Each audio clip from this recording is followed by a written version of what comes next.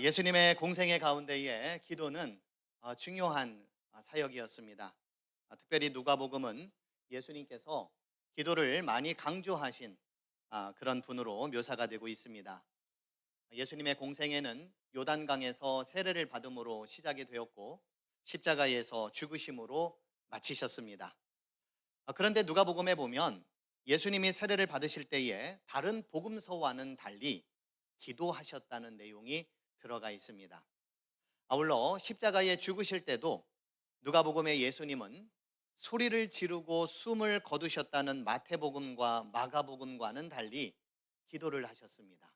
아버지, 내 영혼을 아버지 손에 부탁하나이다. 이러한 기도의 말씀과 함께 예수님께서는 십자가에서 숨을 거두셨습니다.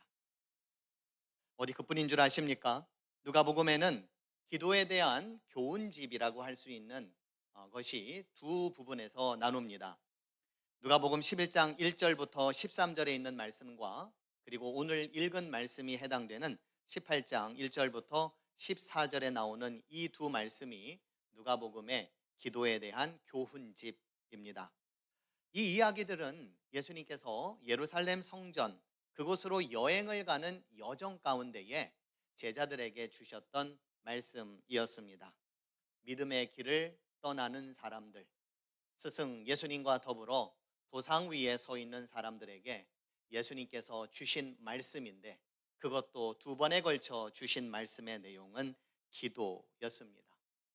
그러니까 예수님의 공생애의 시작은 기도였고 또 그분의 끝도 기도였음을 우리가 분명히 알 수 있는 대목입니다.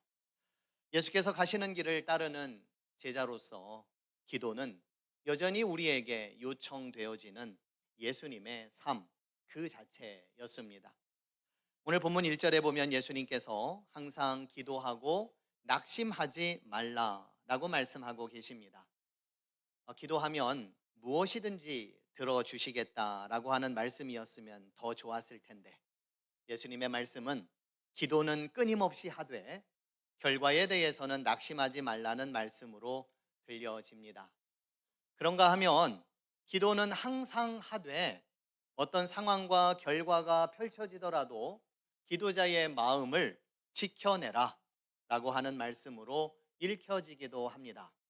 그런가 하면 기도는 늘 하되 그 결과가 당장 나타나지 않더라도 그 이유가 세상이 불의하고 사람들이 악해서 그 기도가 당장 이루어지지 않더라도 끝까지 인내하며 최선을 다함으로써 그 기도의 열매를 이루어가라 라는 말씀으로 들려집니다. 어떠한 경우이든지 분명한 것은 항상 끊임없이 늘 계속해서 기도하라는 것입니다. 사도 바울도 데살로니가 전서에서 쉬지 말고 기도하라 말씀하시지 않았습니까? 예수님도 그렇고 사도 바울도 그렇고 우리 역시도 그렇고 쉬지 말고 기도해야 할 우리 존재인 것을 말씀해 주고 있습니다. 사실 누가복음과 또 사도 바울이 항상 쉬지 말고 기도하라라고 하는 말씀이 적혀 있는 데살로니가 전서는 임박한 종말, 즉 예수님께서 곧 오신다라고 하는 재림 사상 가운데에 자리하고 있는 복음서와 서신서입니다. 다시 오실 예수님께서는 이 땅의 불의한 것들을 청산하시고 믿는 자들을 구원하실 뿐만 아니라 새 하늘과 새 땅을 세우실 것이라고 말씀하십니다. 그러나 언제인지 알 수 없는 그날까지 성도들은 믿음을 지켜야 합니다. 그 믿음 안에는 나의 신앙은 당연하거니와 너의 신앙, 우리 가족의 신앙, 우리 공동체의 신앙, 그리고 하나님께서 온 만물을 창조하시고 우리에게 대리자로 맡겨주신 이 땅에 대한 소명의 성취 여부도 해당이 됩니다. 우리는 달란트 비유를 통해 장차 오셔서 셈하시는 하나님에 대한 기다림이 있습니다. 그러나 기다림과 동시에 우리는 두려운 마음도 함께 공존합니다. 따라서 오늘 본문에 나오는 기도는 맨 마지막 절인 8절에서도 언급하고 있지만 인자가 올 때에 세상에서 믿음을 보겠느냐라고 하는 관점에서 우리의 기도가 어떠한 기도가 되어야 하는지를 살펴보아야 할 것입니다. 가톨릭 신학자였던 칼 라너라고 하는 분이 계셨는데요. 이분이 재림에 대해서 이렇게 적극적으로 설명하신 적이 있습니다.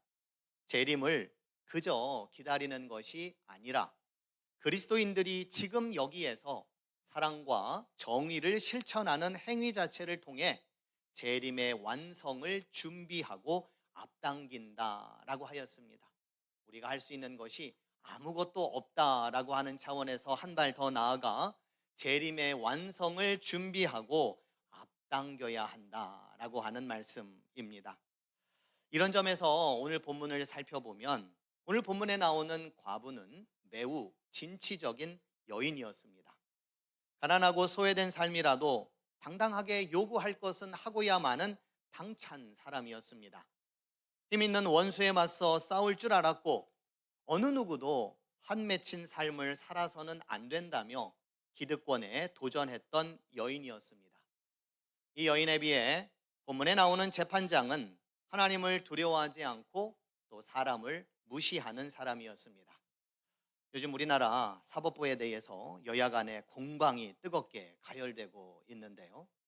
재판장과 같은 도시에 살고 있던 이 과부는 자신의 원한을 풀어달라며 재판장에게 끊임없이 청원을 했습니다. 어느 정도였느냐면 이 재판장이 말하기를 이 과부가 나를 번거롭게 하고 있다. 그리고 나중에는 괴롭게 할 것이 뻔하다라고 하는 그 정도였습니다. 과부는 재판장을 우스꽝스럽게 만들어 버렸다라고 말씀드릴 수가 있습니다. 왜냐하면 수고하고 무거운 짐을 진 자들아 다 내게로 오라 하시며 힘없고 소외된 자들을 받아주셨던 예수님과는 정반대의 인물로 만들어 버렸기 때문입니다. 그러므로써 재판장으로서의 명예를 손상시키고 있습니다. 그것도 지속적으로 끊임없이 말입니다. 본문 5절 하반절에 보면 늘 와서라고 하는 단어가 있습니다. 늘 와서. 이 단어는 원문에 의하면 끝까지 온다라고 하는 의미입니다. 과부의 입장에서 보자면 어디 봐라 내가 끝까지 간다라고 하는 투지이겠고, 재판장의 입장에서는 이러다가 끝간데 없이 가겠구나라고 하는 탄식이 되겠습니다. 결국 고명하신 재판장은 과부의 원한을 풀어주기로 결정하였습니다. 처음에는 재판장이 몹쓸 사람처럼 여겨졌습니다. 과부의 끈질긴 노력을 인정하고 다른 것도 아니고 과부가 바라는 대로 원한을 풀어주기로 결정한 내용을 보고 나서는 그래도 이 재판장이 일말의 양심은 있구나 하는 생각이 들었습니다. 그런데 이 재판장이 중요한 것이 아니라, 이 재판장이 대단한 것이 아니라 과부가 더 대단했던 것입니다. 더 중요한 것은 이 과부의 반복적인 행동이었습니다. 상담하게도 보면은요, 의사소통에 있어서 반복이 굉장히 중요하다고 이야기를 합니다. 두 상대 간에 새로운 행위와 그리고 행위가 만나는 데 있어서 이 만남이라고 하는 것, 이 반복이라고 하는 것이 상호작용을 일으키게 되기 때문에 그렇습니다. 상호작용이 반복되면 일종의 패턴이 생기고 그리고 내면화가 되면 새로운 관계적 구조가 만들어진다고 합니다. 그래서 반복이 상담학에서도 굉장히 중요하다라고 말을 합니다. 이런 점에서 과부는 끊임없이 반복해서 재판장을 찾아감으로써 다른 이들로 하여금 저 재판장은 피도 눈물도 없는 사람이라는 인식을 불러일으켰고, 본의 아니게 그의 명예를 실추시키는 일을 했는지는 모르지만 적어도 과부는 재판장에게 가서 오만 불손한 태도를 보이지는 않았습니다. 그저 계속해서 반복해서 원수에 대한 나의 원한을 풀어주소서라고 하며 끊임없이 찾아갔고 계속해서 요구했습니다. 관계가 진척될 때까지, 새로운 관계가 형성될 때까지 말입니다. 과부의 이러한 노력은 항상 기도하고 낙심하지 말라는 예수님의 말씀과 일맥상통합니다. 우리는 억울한 일을 당한 과부가 그 원한을 풀기 위해 끊임없이 재판장을 찾아갔던 것처럼 항상 기도해야 합니다. 마치 세상에는 아무 일도 일어나고 있지 않아 내가 기도해봐야 이 거대한 세상이 변하기나 하겠어 라고 하는 아니란 생각으로 기도하기를 멈추어서는 안 된다는 것입니다. 구약 성경에 보면 사무엘이 나오는데 그는 이스라엘 백성들에게 기도하기를 쉬는 죄를 범하지 말라고 하였습니다. 기도하는 것을 쉬는 것이 죄라면 우리는 얼마나 큰 죄인이고 우리는 얼마나 교만한 자인가를 생각해 볼 수 있습니다. 기도는 영적인 호흡이기에 기도 없이 우리의 영혼은 살 수가 없습니다. 기도하지 않는 것은 하나님과의 관계를 단절하겠다는 것이고 영적인 삶을 포기하겠다는 것이며 하나님 없이도 내가 잘 살 수 있다는 영적인 교만함입니다. 하나님께서는 당신의 형상대로 인간을 창조하시고 이 땅을 우리에게 대신해서 맡겨주셨습니다. 하나님은 우리를 통해 이 땅을 보시기에 아름다운 세상으로 이어갈 수 있도록 우리를 대리자로 세워주셨습니다.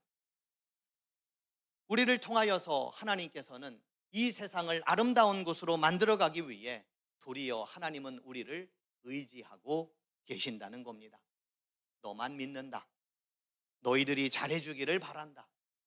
예수 그리스도께서 다시 너희들에게 돌아올 때까지 잘 부탁한다.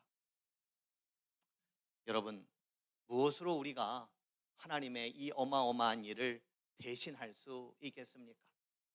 무슨 능력으로 우리가 주님의 일을 감당할 수 있겠습니까? 사람의 힘으로 될 수 있는 것이 매우 한정적이고 불의하고 악한 세상 속에서는 제정신으로 사는 사람조차 죄인으로 만들어버리는 세상 속에서 우리가 무엇으로 악한 세상과 맞서서 싸울 수 있겠습니까? 그저 예수님이 오실 때까지 마냥 기다리고 계시겠습니까? 나는 괜찮아, 나는 살만해 라는 생각으로 유유자적하고 계시겠습니까? 프랑스의 철학자인 엠마누엘 레비나스는 환대의 윤리를 주장한 사람이었습니다. 환대란 누군가를 맞아들이는 것이고 누군가에게 설 자리를 마련해 주는 것입니다. 그는 말하기를 호소에 대한 응답이 우리의 책임이 되어야 한다고 했습니다. 나는 무언가를 소유하고 있고 나의 테두리가 있으니까 괜찮아 라고 하는 식의 생각은 타자와의 관계를 끊어버리게 만든다고 했습니다. 그리고 자신도 결국에는 그 테두리 안에서 매몰되고 함몰된다고 하였습니다. 이것은 삶이 아니라 죽은 삶이라고 했습니다. 있으나 죽은 삶, 소유하고 있으나 죽은 삶, 가진 것이 많으나 죽은 삶이다 라고 하는 거죠. 그러기에 우리에게 필요한 것은 응답이라고 하였습니다. 본문에 나오는 재판장은 환대와는 먼 사람이었습니다. 누군가의 설 자리를 마련해 주기는커녕 하나님도 하나님의 형상으로 창조된 인간도 무시한 사람이었습니다. 하나님이 설 자리도 우리 인간이 설 자리도 없게끔 만들어버린 그런 사람이었단 얘기입니다. 세상에서 누릴 것 다 누리고 자기 하고 싶은 대로 다 하는 사람이었습니다. 재판장이라는 높은 자리, 그들만의 세상, 자기들만의 테두리, 그 안에서 그는 얼마든지 자신의 삶을 누릴 수 있습니다. 그러나 그것은 레비나스에 의하면 삶이 아니라 죽은 삶입니다. 그는 결국 자기가 만들어 놓은 테두리 안에 갇혀서 매몰될 처지에 있을 사람입니다. 그를 건져준 것은 과부였습니다. 재판장을 살려준 것은 과부였습니다. 내 말에 응답해 주십시오. 나를 건져 주십시오. 나의 억울함을 풀어 주십시오. 제발 응답해 주십시오. 그것이 재판장으로서 당신이 해야 할 일이 아닙니까? 과부의 끊임없는 탄원과 요청은 불의한 재판장을 덜 불의한 양심이 그나마 남아있는 재판장으로 만들어 주었습니다. 이 과부는 좋은 선례를 남겼다 할 수 있습니다. 이 과부 말고 다른 과부들이나 고아나 나그네와 같은 소외된 자들, 목소리를 제대로 내기 어려운 사람들을 위하여 살아갈 수 있는 희망의 여지를 만들어 주었기 때문입니다. 없던 길을 열어주었기 때문입니다. 그렇다면 우리의 의로운 재판장이 되시는 하나님은 어떤 분이십니까? 예수님께서는 불의한 재판장 비유를 하시면서 7절 말씀에 이런 말씀을 하셨습니다. 하물며 하나님께서 그 밤낮 부르짖는 택하신 자들의 원한을 풀어주지 아니하시겠느냐? 그들에게 오래 참으시겠느냐라고 말씀하셨습니다. 오늘 본문에 보면 반복되는 구절이 총 4번에 걸쳐서 나옵니다.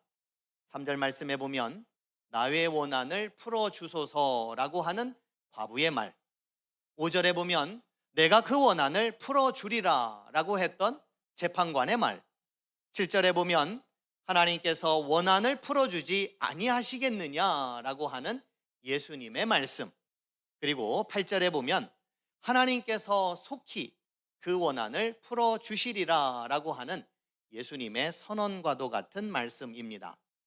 그런데 마지막에 있는 예수님의 이 선언과도 같은 말씀은 앞에서 나오는 반복되어지는 문장과 다른 단어가 들어가 있습니다. 그것은 속히라고 하는 단어입니다. 하나님께서 속히 그 원한을 풀어주시리라. 하나님과 불의한 재판장이 다른 것이 있다면 무엇입니까? 우리 하나님은 믿을 만한 분이십니다. 친히 문제를 해결해 주시는 분이십니다. 지지부진하다거나 미적미적거리지 않으시고 속히 풀어주시는 분이십니다. 물론 기도하는 당사자의 입장에서는 속히가 아닐 수도 있습니다. 그러나 기도를 들어주시는 분의 입장에서는 속히라고 말씀하시니 우리는 그분의 시간과 때에 맞춰 우리를 통하여 속히 이루시는 하나님이신 줄로 믿어야 할 것입니다. 무엇보다 우리 하나님은, 그리고 우리 하나님의 시선과 관심은 가장 낮은 곳에 있음을 알 수 있습니다. 가장 낮은 곳에서 신음하며 고통당하는 이들의 기도를 들어주시는 분이십니다. 시인 박노해는 말하기를 몸의 중심은 심장이 아니라 몸이 아플 때 아픈 곳이 중심이 된다고 하였습니다. 인간의 존엄성이 짓밟히는 곳, 이 순간 그곳이 세계의 중심이라고 하였습니다. 하나님은 이 땅에서 가장 낮은 곳에 있는 사람들, 억울한 것이 너무 많으나 할 말을 하지 못하는 아프고 병든 사람들을 세상의 중심으로 보시는 분이십니다. 하나님께서 택하신 백성들의 밤낮 부르짖는 원한을 풀어주시는 분이십니다. 그러기에 기도는 낙심하지 않는 비결입니다. 낙심하지 않는 삶이 곧 기도입니다. 주님 앞에 나와 예배하는 것과 기도하는 것은 가상한 일입니다. 그러나 예배당 이후에 펼쳐질 세상 속에서 우리는 낙심하지 않아야 온전한 예배자요 기도자가 되는 것입니다. 살면 사라진다는 말처럼 기도하면 삽니다. 기도하면 살아낼 수 있습니다. 기도하면 살 수가 있습니다. 기도하며 살 수 있는 환경을 만들어가야 합니다. 하나님은 택하신 백성의 권리를 찾아주시는 분이십니다. 내가 너희에게 이르노니 속히 그 원한을 풀어주시리라. 그러나 인자가 올 때에 세상에서 믿음을 보겠느냐? 인자가 올 때에 세상에서 믿음을 보겠느냐? 여러분, 속히라고 하는 말에 너무 마음을 두지 마십시오. 그러다가 낙심하게 될 수도 있기 때문입니다. 다만 속히 원한을 풀어주기를 원하시는 하나님의 불꽃 같은 심정을 헤아릴 수 있는 저와 여러분들이 되기를 간절히 원합니다. 내 시간이 아니라, 내 때가 아니라 하나님께서 나의 시간, 나의 때를 위하여 속히 이루고자 하시는 그 간절한 마음을 우리가 헤아리며 살아갈 수 있는 저와 여러분들이 되기를 축원드립니다. 장차 이 땅에 오셔서 모든 원한을 풀어주실 재림의 때를 기다리는 우리의 믿음이 낙심으로 가득한 삶이 되지 않기를 바랍니다. 무엇보다도 재판장이 재판관으로서 제대로 할 일을 하도록 포기하지 않고 끝까지 나아간 과부와 같이 우리의 힘으로는 아무것도 할 수 없어, 우리의 능력으로는 아무것도 할 수 없어, 그것이 맞는 말이기는 하지만 그저 주저앉아 있을 것이 아니라 주님이 주시는 기도의 능력으로 믿음 가운데에 살아가는 저와 여러분들이 되기를 간절히 축복드립니다. 기도가 이루어지기를 우리 주님께서는 누구보다도 원하고 계십니다. 기도가 이루어지는 삶을 통하여 우리의 인생은, 하나님은 기도를 들어주시는 분이십니다. 그러한 하나님의 하나님 되심을 인정하고 또 높여드리는 그러한 기도의 삶이 되시기를 주님의 이름으로 축원드립니다. 기도하시겠습니다.